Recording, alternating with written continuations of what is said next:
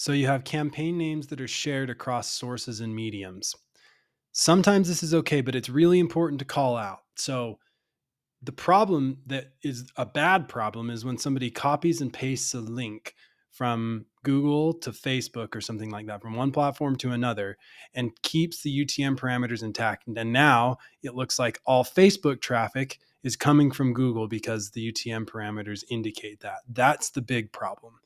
Sometimes there's scenarios where this is okay-ish, like when you're using Google Ads search to copy and export into Microsoft Search or Bing Ads formerly, and those campaign names match exactly in that case.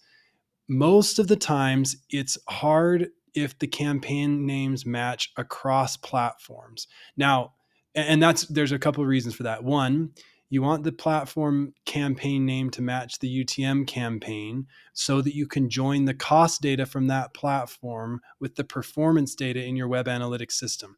That's a really important job if you ever want to get to attribution modeling by cost data. That has to be the case. You have to be able to join those. If you have two campaign names that are the same, then you better hope that it's pretty easy to distinguish those things by platform as well. And if in the Google and Microsoft copy case, it's not too bad. Sometimes teams do this and they say, no, what we want is we have something like summer sale that is a campaign that an effort, a marketing effort that takes place across campaigns. It goes out in emails, it goes out in search and retargeting, it goes out in video content and in social. That's fine to want to draw those things together. The UTM campaign is not the best field to do that. The best thing to do there is to add an additional field like effort or promotion, and then capture that field as a custom dimension, and then be able to aggregate your reporting by that across platforms. That way you can have your cake and eat it too. You can get the platform cost data joined together later, and you can also join together promotional sort of coordinated activities together. And sometimes this happens because, especially when Salesforce is involved, because Salesforce has a notion of a campaign that is entirely separate from the notion of a platform campaign.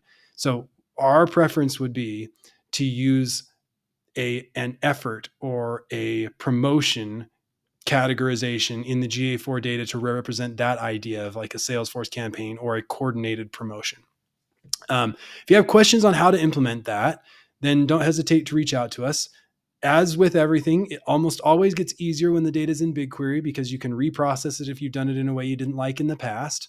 And applying that custom parameter like we talked about is pretty straightforward and easy to do. When you have visualization in Looker Studio or Power BI or Tableau on top of the BigQuery data, the world just gets better. So let us help you make the progress to get that direction if you can. We've got some secrets and tips and tricks and shortcuts. Don't hesitate to reach out.